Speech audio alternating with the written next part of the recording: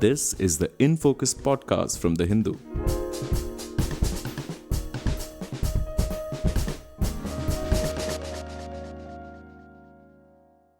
Hello and welcome to another episode of the Hindu's In Focus podcast. I'm Zubaida Hamid, your host for today. On Saturday morning, a 45-year-old man died in Kerala of amoebic meningocephalitis.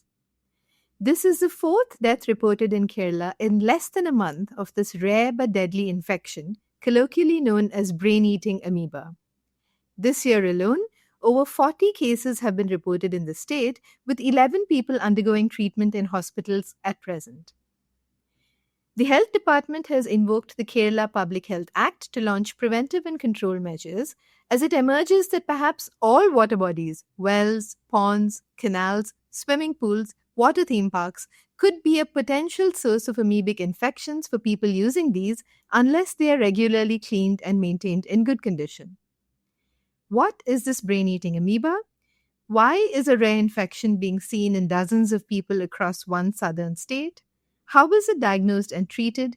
And how can water be used safely? We discuss these questions and more with our guest today, Dr. Aravind Regakumar, Head of Department of Infectious Diseases, Government Medical College, Thiruvananthapuram, and convener of the Kerala State Medical Board. Hello and welcome to the Hindus in Focus podcast, Dr. Aravind. Hello. Dr. Aravind, could you explain to us what primary amoebic meningoencephalitis is? And there are two types of it, correct? Primary and granulomatous? Yeah, that's true. So, amoebic meningoencephalitis is actually a very rare infection. Till Kerala started diagnosing a lot of this over the last 2 years, till then, the current understanding based on the available evidence from across the globe is that it's a very rare infection. And from 2015 till 2023, in Kerala, we used to have around 1 to 2 cases per year of primary amoebic meningoencephalitis.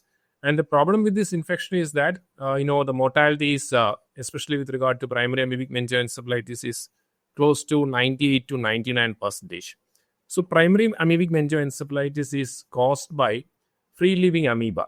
Amoeba, we all know it is a protozoa. It is actually present, is sort of ubiquitous. It's present almost everywhere. And when we talk about Naegleria fowleri is the amoeba which is responsible for causing this primary amoebic meningoencephalitis. So it is interesting that it is a thermophilic amoeba. That means that it loves temperature between 30 to 45 degrees Celsius. And it is usually found in fresh water bodies, fresh stagnant water bodies, as well as sometimes in soil also you can come across this Naegleria fowleri. And, in saline environment like in the sea and temperature below 30 degrees, etc., Naegleria fowleri is usually not found. So the problem with this thing is that this Naegleria fowleri, if it is present in a particular water body, usually present in the freshwater springs and or hot springs and all, as well as when the ambient temperature of the water bodies goes up, especially during summer and all. So the Naegleria will thrive. And suppose, we are jumping into this water bodies and it's a sporadic occurrence. It's not that the water body or a pond is infested with Naegleria fowleri. Everyone jumping into it may not get the infection. So we have data from CDC, etc., showing that if 26 lakh people take bath from a Naegleria fowleri infested water body, one will develop the disease. That is how rare it is. It's how sporadic the occurrence is supposed to be. And how this unfortunate person gets infected is that the water will enter through the nose, and in the nose, there is something known as a cribriform plate, which actually it is a thin membrane sort of thing which separates the nasal cavity from the brain. In certain patients, this cribriform plate may be a bit porous, especially in young children and all. And in certain cases, like the patients with anatomical defects to this cribriform plate, or those who had a surgery performed in the brain, etc., sometimes the nature of this cribriform plate may be more porous. In such situations, the infective form of this Naegleria fowleri, that is a trophocyte, will find its way into the brain. And in such a scenario, the patient will develop something known as the primary amoebic meningoencephalitis, which is a catastrophic infection. That is, incubation period is, that person might develop the symptom within 7 days of exposure to a water body. And, if it is not diagnosed at the right time, and if the right treatment cocktail is not administered at the right time, usually the patient will succumb within 7 to 14 days. That has been the experience so far from the global literature. That is, out of around, say, 430 or so cases, only 11 have survived. That is why we said that the mortality is 98 to 99% with regard to primary amoebic meningoencephalitis. Whereas granulomatous amoebic meningoencephalitis is caused by other free-living amoeba. So we need to understand that amoeba is present everywhere in our environment. It's so ubiquitous. So there are more than 400 free-living amoeba, of which 6 have been identified till date to be pathogenic to humans. That is, 6 free-living amoeba in the environment can cause infections to us. So Naegleri is the most dangerous one, which leads to primary amoebic meningoencephalitis. The other 5 ones, that is acanthamoeba, vermamoeba, then sapenia, balamuthia, as well as paravalcampia. These are the other 5 free-living amoeba which can lead to infections, which is not as catastrophic as the primary amoebic meningoencephalitis. This will lead to something known as a granulomatous amoebic meningoencephalitis. That is, you will get time to diagnose this thing, and you will get more time to institute other control measures as well. I said that the Naegleria fowleri, the incubation period is as short as 7 days or so, whereas this acanthamoeba meningoencephalitis, that is granulomatous one, the incubation period is actually really not known. And acanthamoeba is also found in our environments, present everywhere. And this thermophilic nature of this Naegleria does not apply to the other amoeba species. This acanthamoeba can survive in seawater. The salinity is not an issue for that. The wide pH range can be tolerated by acanthamoeba. Even in Antarctica, this acanthamoeba has been diagnosed. So the most interesting aspect is that, till 2023, in Kerala also, we were having only 1 to 2 cases per year, and unfortunately, all of them had died. But from 2024 onwards, the still date, last year we had 39 cases of amoebic meningoencephalitis, and this year till date, we have around 47 cases of amoebic meningoencephalitis. Thank you, doctor. That's a very clear picture. So it's supposed to be a rare infection, but we already have 47 cases this year. What is driving the spike, and why in Kerala? Actually, I will answer the first part of the question. So what is driving this spike? So interestingly, when we started getting cases last year, that is by around March, May, that is from North Kerala, we started getting more cases of this amoebic meningoencephalitis, especially in young children. And initially, our mortality rate was around 50%. So, compared to the international average, 50% might appear to be low, but, losing a child to any infection is actually very, very painful to everyone, right? So in North Kerala, the interesting aspect is that that area is, Western Ghats region is sort of, every year we get cases of Nipah encephalitis. So in North Kerala, we are very concerned that we want to have a diagnosis for all undiagnosed cases of meningoencephalitis, that is infection of the brain. So, usually if we look at the global data, despite all the advances in the molecular methods as well as the genomics and all, still only around 50% of the cases of meningoencephalitis globally is getting diagnosed. So 50% still goes undiagnosed. We don't know the etiology of this meningoencephalitis globally. Now, if you are coming to looking at the Indian scenario, apart from the research settings and all, only around 25% cases are getting diagnosed. That is 75% cases of meningoencephalitis in India goes undiagnosed. We really don't know the etiology, and majority of the patients are treated empirically. That is, we start them on a group of drugs which we believe might work. So it is not a targeted treatment, it is an empirical treatment.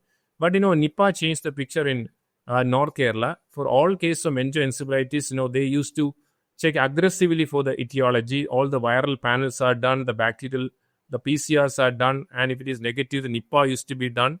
And then if that is also negative, then they started thinking, what could be the reason. Initially, we were a bit lucky that, we had direct contact with the pond water and all. So the initial 45 cases, it was a classical case. That is, the history of a child having a contact with a water body and developing this meningoencephalitis, and they were able to diagnose it. And, till 2023, we had only 1 to 2 cases, and getting 5 to 6 cases means that we were on the alert. And initial cases, we lost the children. So immediately, we have a state medical board which is supposed to look into all the emerging infections. I am part of the state medical board. And we convened, and actually In reality, we are supposed to treat all this amoebic meningoencephalitis used through a cocktail of 5 drugs, which are supposed to be effective against this Naegleria fowleri. So there is a CDC protocol. Despite the use of this protocol, the survival was not great. So the one component of that the cocktail, that is a miltefosine, was not available in the state at that point of time. So we gave the recommendation that miltefosine should also be procured, and state made efforts to procure this miltefosine for use in primary amoebic meningoencephalitis. And within, say, 2 months, the state came out with the technical guidelines. So in all the diagnosed case of amoebic meningoencephalitis, how to initiate the treatment at the earliest. So that sort of alertness was brought into the picture. And initially, when we analyzed the cases which survived, we understood that if the patient is diagnosed within, say, 1 to 2 days of symptom onset, then there is a chance of survival. But suppose it is diagnosed after the 4th day, then the chance of survival is actually very less. That means that we need to create awareness among the public. That is, if anyone is developing the telltale signs of meningoencephalitis, that is headache, vomiting, alteration of sensorium, etc., with a history of contact with a water body, and definitely that history should be brought to the focus of the treating doctor, and immediately the microbiologist should be alerted to check for the viable form, that is the trophocytes of amoebic meningoencephalitis, so that we can start the treatment at the earliest. So after the timely initiation of this cocktail, we are able to save more patients. That is in 2024. And then interestingly, the question that we faced was why only in the North Kerala, why South Kerala is spared. And then in Trivandrum also, we were sort of the first case which was diagnosed in Trivandrum, that is Trivandrum Medical College, the south end of Kerala, was actually a classical case of a 27-year-old who had a bath from a pond, and unfortunately this guy had undergone a neurosurgery in the past. That means that he is susceptible to getting infected by this free-living amoeba, probably because of the porous nature of the cribriform plate.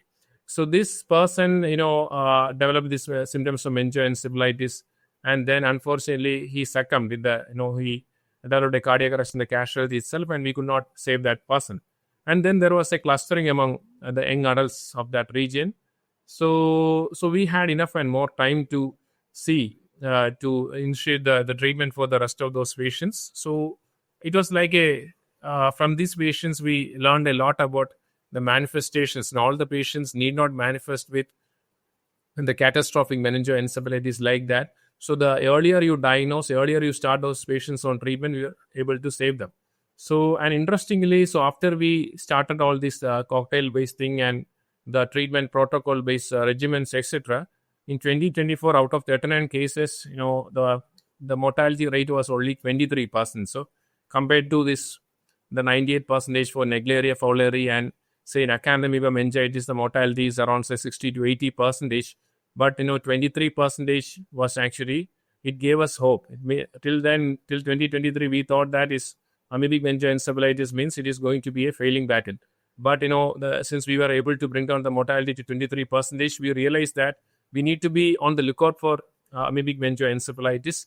So, and in certain cases, we were not able to really establish a contact with a water body. And this is not really, an observation which was initially made by Kerala.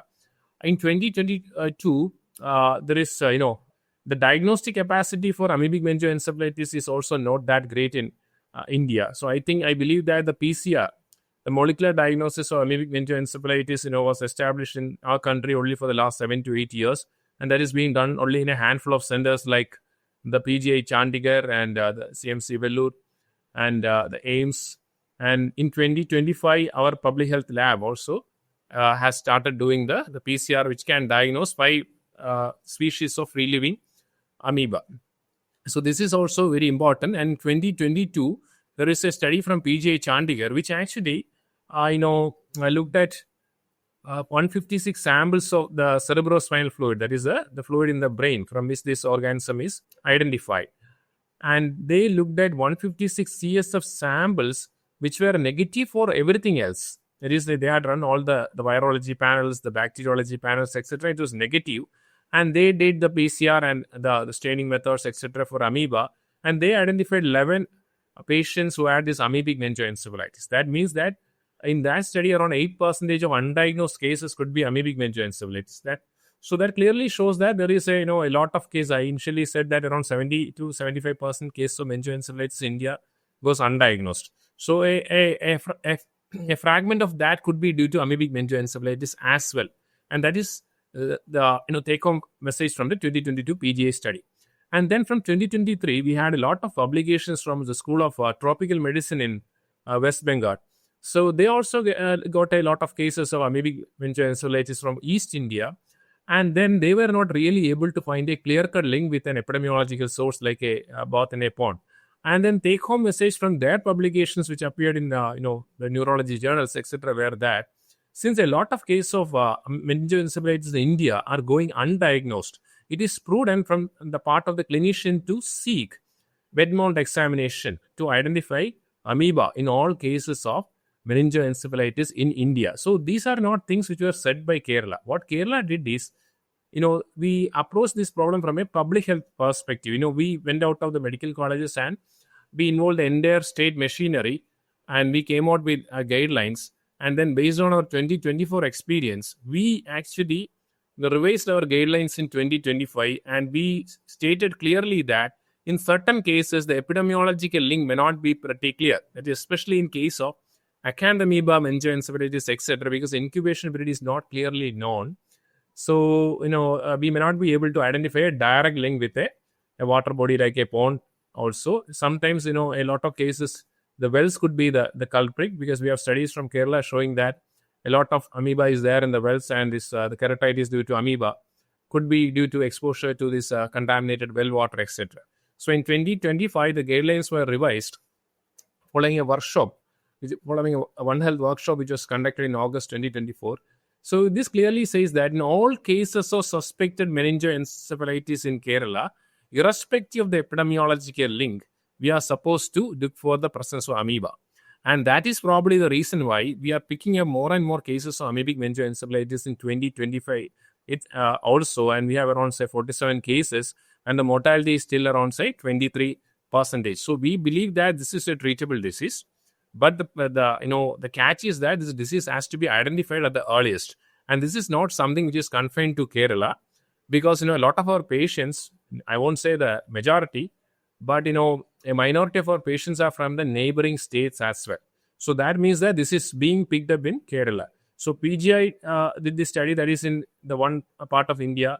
Then the School of Tropical Medicine is in Calcutta, and Kerala is down south, right? So it's like a triangle.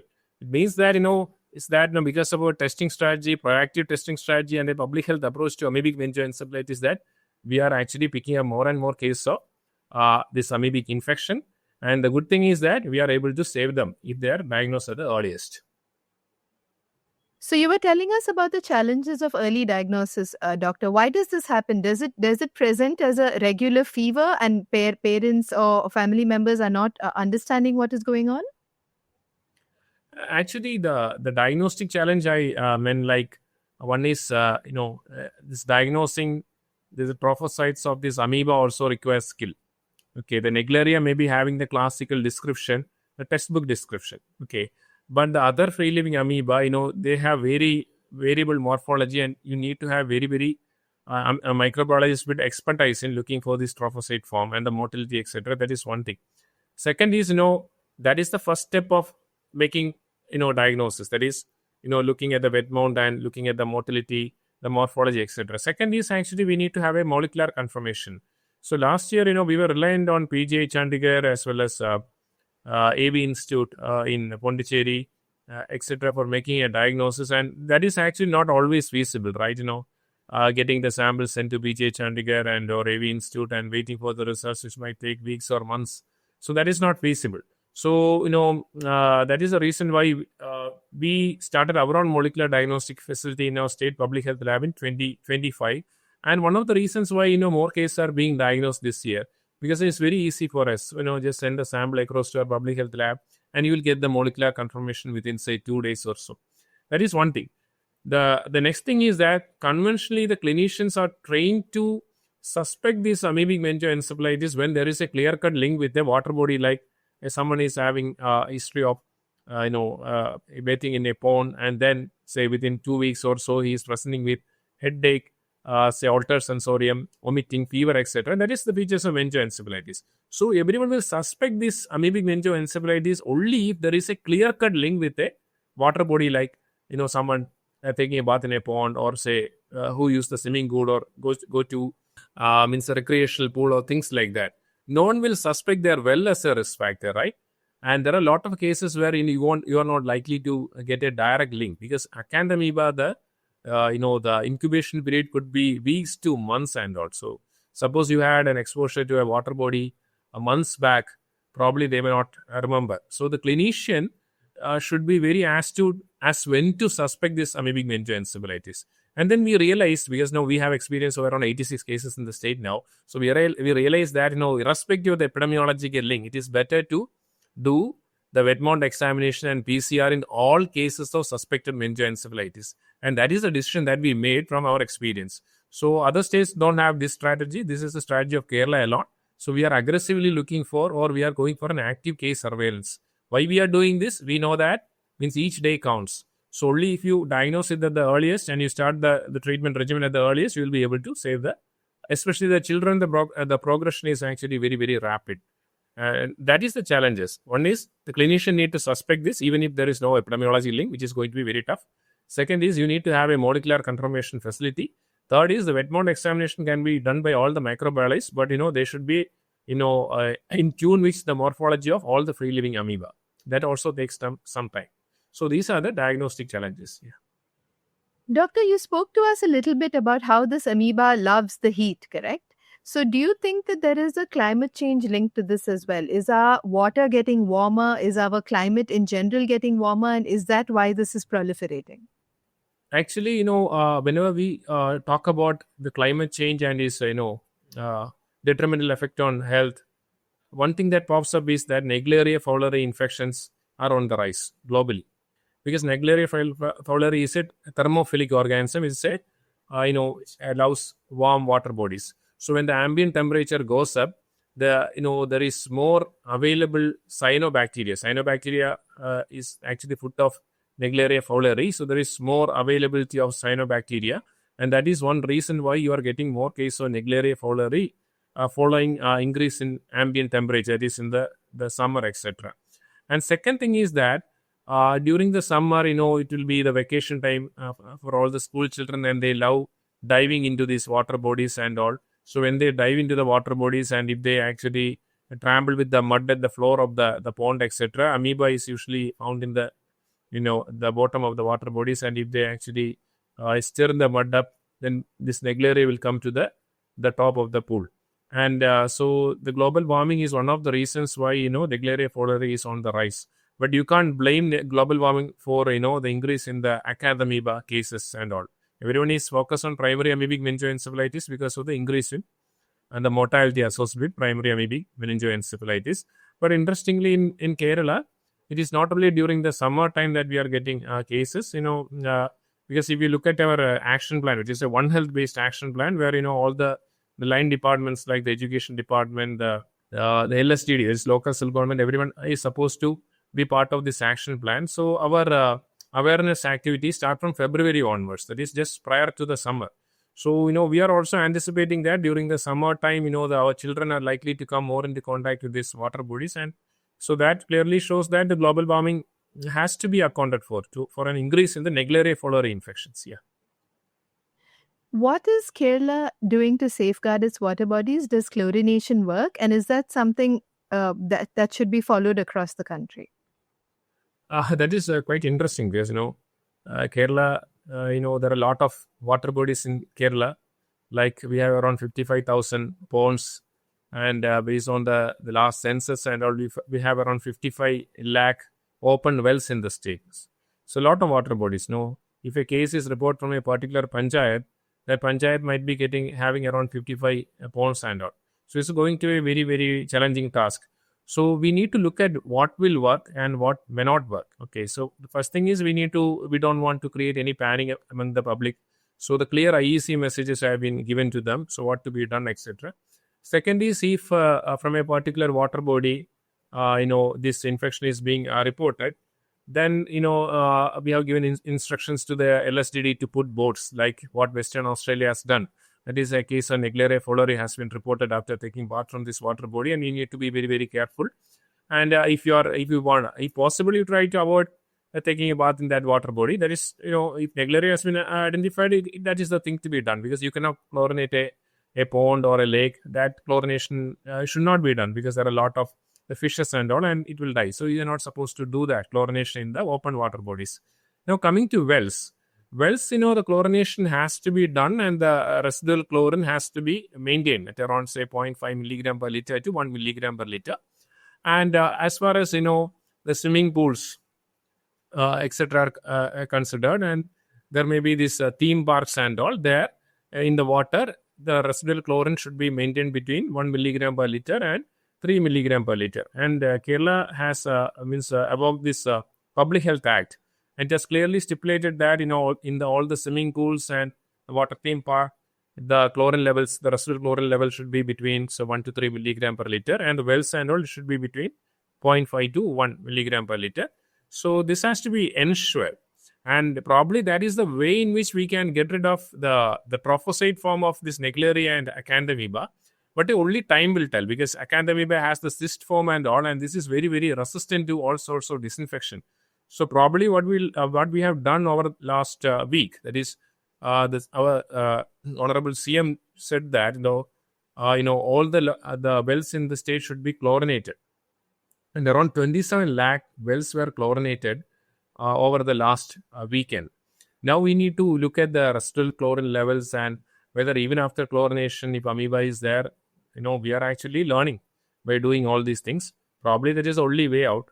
And the second thing is, there are a lot of other practices like, nasal irrigation with contaminated water, then, religious ablution and all those stuff are there. So clearly the state guidelines focus on that as well. They have said that, if you want to rinse your sinuses or nose with water, it should be, warm water, which should be boiled water or sort of things like that. We don't want unclean water to be used for, rinsing the nose, etc. Especially there are practices of putting this holy water into the nose of young kids, etc. So that has to be done away with. So clear IEC messages have been given. Chlorinating 55 lakh well is a huge task, but we have achieved around 50% chlorination till now, and we'll proceed with that. So basically, we believe that this will become part of our day-to-day activities. Like all the wells, the regular chlorination should be done, and overhead tanks are also there. The overhead tanks, the chlorination has to be done, and all the swimming pools and the theme parks, they have to maintain a register showing that the chlorination is done regularly, and the residual chlorine level also should be maintained there. And if Naegleria is identified from a water body, then that means that you cannot take bath from that water body sort of thing. And you can say that the coliform count, as the presence of E. coli in the water bodies, can be taken as a surrogate marker of the presence of amoeba, because amoeba is ubiquitous. So the coliform count is more, means the amoeba feeds on bacteria like E. coli. So if the coliform count is more, it means that there is increased chance of amoeba, including Naegleria, being present in that water body. So such water body is not fit for swimming by the men. But still, the children and lot of people in Kerala, everyone loves swimming and all. Then if they are hell-bent upon using these water bodies, then instructions are given like, you should not dive into the water body. If you are diving, then this water will get into your nose with force. If it is coming in with force, then it might pass the cribriform plate as well. Second is, using the nose plex while swimming or diving. Third is, if you don't have access to this nose plex, then you have to keep your head above the water while swimming. And if it is not possible, ensure you sniff your nose like that while swimming or diving, things like that. So all these instructions have been given, and we are very, very concerned about children, because children, they can become very sick because their brain doesn't have enough space to expand, and their cribriform plate is porous. So children playing with water, using the hose or the sprinklers to garden, etc., we need to be very, very careful. We don't want this water sprinkle to get into your nose, especially if this hose is lying outside, and during the daytime, if the ambient temperature is more, the Naegleria fowleri might become active, and through the water sprinkler and all, the children might get infected. So even through your the drinking water supply, the corporation water supply, etc., cases have been reported even in developed nations. So, regular checking of your drinking water supply for Naegleria, and if Naegleria is present, ensure that, the chlorine level throughout the distribution system is around, say, 0.5 to 1 milligram per liter. So, all these things, instructions have been given, and we don't want anyone to be subjected to this unclean water installation into their nose. So, for religious purposes or for health purposes, all these instructions have been given very, very clearly. So, regarding the wells and all, as of now, chlorination is going to be the only way for us to go forward, and the efficacy of chlorination, etc., only time will tell. And we have plans of regularly monitoring the, after chlorination, random sampling of the wells to see whether the amoeba have been destroyed and how frequently we need to do the chlorination, etc. We have stipulated in our action plan. One aspect was, is it the way forward for other states as well, right? So that was one part of your question, right? Yes. Yeah, so the thing depends on, you need to go for active case finding. Like in other states also, in cases of meningoencephalitis, a lot of cases are going without a diagnosis. So in such cases, it will be prudent to look for the presence of the trophocytes of amoeba. And if they are able to find cases, then probably they need to look for the source.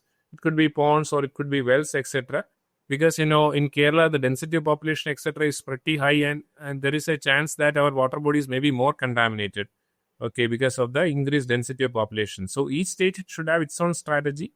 You need to do the, in case of go for active case surveillance, and based on individual cases, you try to identify the source of infection. And if the source of infection happens to be a water body or well, etc., identify the presence of this pathogenic amoeba from these water bodies, and based on that, you need to have your customized action plan. So what works for Kerala may not be the scenario for other states. So this is a generic statement which is pertaining to Kerala, which could be true for other states as well. Last question, Doctor. What research would you like to see happening in this field? Actually, the more and more we are identifying the cases of amoeba, we are becoming more and more confused. So our multi-pronged action plan, one of the most important pillars is the research component. Okay, that is Naegleria as well as acanthamoeba. Previously, acanthamoeba, if you're looking at the literature, it is supposed to infect only the immunocompromised people, that is, those people with decreased immunity.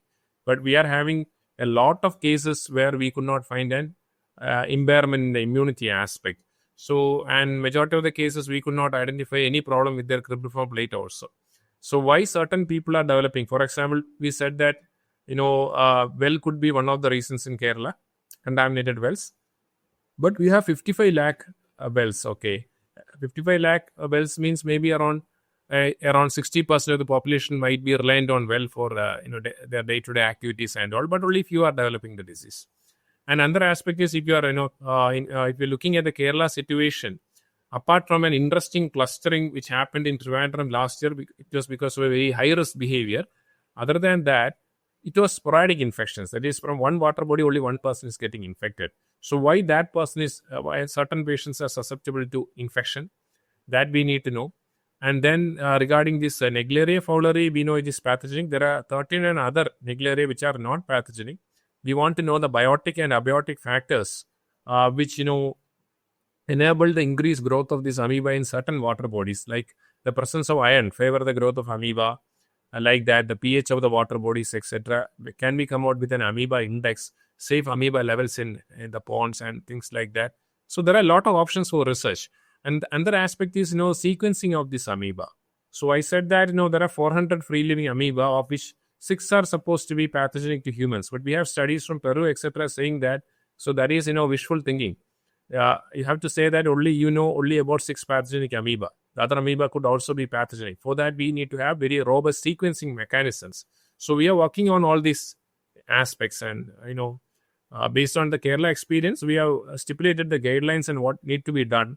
But the research component is actually very, very important, not only for Kerala, but for other states as well. So during the last workshop, which was conducted almost a year back, we did get the help of experts from ICMR, experts from AV Institute, Indian Institute of Science, etc. So it is going to be a combined effort.